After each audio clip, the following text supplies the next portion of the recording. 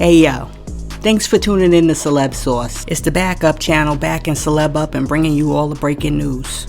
Check this out. The other day, Young Thug, who is currently sitting in jail potentially for the rest of his life, jumped on Instagram stories to urge T.I. and Lil Boosie to go ahead and drop that collaborative project that they've been talking about for a while. Thug said, quote, "At Mama He Live Here Again 2.0, and tip, y'all go ahead and drop that album together. That's all a ninja wants."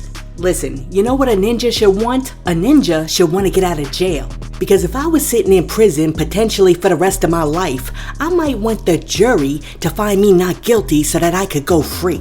I mean, for real, I would be so busy talking to my legal defense trying to find a way out of jail that I wouldn't be thinking about who's dropping the next album. I mean, that right there is crazy. But it shows you where these dudes' priorities are. Listen, let me know what you think about Young Thug jumping on the internet to say that Boosie and T.I. need to drop that collab. Let me know what you think in the comments. But while we're talking about T.I., let me tell you this. As you know, T.I. and Tiny filed a copyright infringement lawsuit against the MGM doll company after it launched its LOL Surprise OMG dolls in 2019 because T.I. and Tiny claim that the doll company stole the idea for the dolls from their OMG R&B girl group. Well, T.I. and Tiny's case against the doll company first went to trial in January of 2023, but that trial ended in a mistrial after barred testimony from a customer was presented to the jurors. Well, after that, T.I. and Tiny took the case back to court again, but after a 10-day trial, the jury rendered its decision and it decided against T.I. and Tiny and for the doll company. And now, MGM Doll Company is demanding that T.I. and Tiny pay them $6.1 million for fees and damages. OMG, I am so surprised, lol, because I thought that T.I. and Tiny had a pretty good case, but apparently the jurors didn't think the same. So, not only did this doll company most likely steal an idea from T.I. and Tiny, but now they also ran their pockets for an additional $6 million. That right there is nuts. Listen, let me know what you think about T.I. and Tiny versus the doll company in the comments. Do you think that they should really have to pay that doll company $6 million? And check it, while we're talking about court cases and liability, it appears that Travis Scott will not be charged criminally for the deaths that occurred at the 2021 Astroworld Festival. On Thursday, a Houston grand jury gathered together to decide whether or not Travis Scott would be held culpable for the 10 deaths that occurred during the concert. And in the end, they decided not to charge Travis criminally in connection to the mass casualty event. Now, after finding out the grand jury's decision, Travis Scott's attorney said, quote, "We are gratified that the grand jury has cleared Travis of criminal wrongdoing. We have maintained his innocence since day one, and we're relieved that he is now no longer under the threat of criminal prosecution." End quote. Listen, I never thought that Travis should be held liable for the Astroworld situation, but somebody does need to be held liable. And these people who are throwing these concerts and putting everything together in the background need to do a much better job at making sure these places are secure and that the crowd is under control. Because this right here was crazy. 10 people lost their lives for no reason. And maybe they just need to cut down the capacity at these concerts, and these artists are just gonna have to take a hit when it comes to ticket sales. Because there's no reason for people to be packed in a park like sardines just to listen to a little hip-hop music. Listen, let me know what you think about the grand jury deciding not to charge Travis Scott for the Astroworld incident. Let me know what you think in the comments. And while you're down there leaving a comment, be sure to like and subscribe to the channel. And peep this. The other day somebody said to me, "Sauce, I hear somebody getting busy in the background." And I'm like, "What are you talking about? There's kids in the background bouncing a basketball. Get your head out the gutter." I mean, Celebs is over there recording out the car, and I'm recording with the window open. You're gonna hear some stuff. Now check it. I don't know whether you noticed or not, but Drizzy Drake decided to get his Walt Whitman and Emily Dickinson on, and he published a book of his own poetry called Titles Ruin Everything. And after releasing a book, which was co-authored by Kenza Samir, Drake jumped on Twitter and he wrote, quote, "I don't know if I've ever wanted people to buy or support something more in my life. Our first book is available tomorrow on Drake's Related and other select retailers." End quote.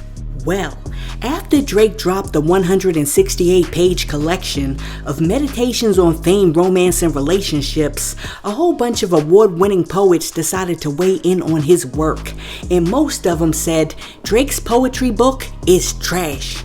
For example, Houston poet Aris Keon criticized Drizzy's work and said, quote, "Where he could push himself to indulge in a silliness and sentimentality that even the purest of poets would forgive, he disintegrates into petty abstractions and instead gives us lines like, 'You were in my dreams last night. They call that a nightmare, right?'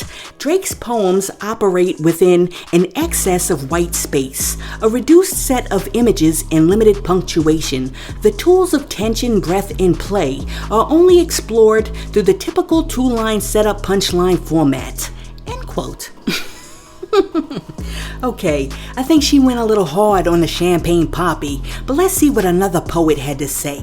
Hanif Abdul-Rakib, the New York Times best-selling author behind Go Ahead in the Rain, notes on A Tribe Called Quest, called Drake's poem silly little jokes. When talking about Drake's poetry book, he said, quote, "Some of these are so absurd that they're actually funny, but it's hard for me to tell if he also understands that they're bending into absurdist humor and understands that there will be people who find it profound, or if he's convinced himself of the profundity. Really, it's kind of just a book of puns, silly little jokes. It's a struggle for me to tell how in on the joke he is. I'm not personally offended by anything that masquerades as poetry because it happens so often in every possible arena of entertainment and consumption, but this is essentially a coffee table book of one-line jokes." End quote. Well, Drake caught wind of what these critically acclaimed poets were saying about his work of poetry, so he jumped on his Instagram stories to eloquently address their criticisms. Drake wrote, quote, "Randomly angry poets," and then just typed in a whole bunch of gibberish, just typed in whatever. And then after that, he wrote "me" and posted a picture of a person shrugging and looking distinctly unbothered. Listen, I think it's absolutely hilarious that these poets took Drake so serious, because I don't think that Drake even takes himself that serious, and I honestly don't think that he was trying to become like a poet laureate with this book. I think he was trying to do what he always does. He was just trying to sell a product, because what's crazy is that this darn book is selling for like $130 on eBay. That's ridiculous, because I'm telling you, now that I heard these critiques, I kind of want to read it. But the only way I'm buying that book is if it's on like that $5 table in Barnes & Nobles. But that's just me. Listen, let me know what you think about all of these poets going in on Drake. Let me know what you think in the comments. And now, let's talk about affirmative action. By now you've all heard the news that the Supreme Court has basically gutted affirmative action, which was the policy that was created in the 1960s to level a playing field in a society that proactively went out of its way to make sure that black people and other minorities were subjugated, marginalized, and oppressed, while also ensuring that only white people walk through certain doors. In light of the discrimination and bias that has always taken place in the United States since its inception, affirmative action basically required employers and educational institutions to take proactive steps to increase the representation of underrepresented groups. Well, now, in a 6-3 vote, the Supreme Court has declared that colleges and universities can no longer take race into consideration as a specific basis for granting admission to students, which essentially is another way to say affirmative action is basically dead, everywhere except in the military.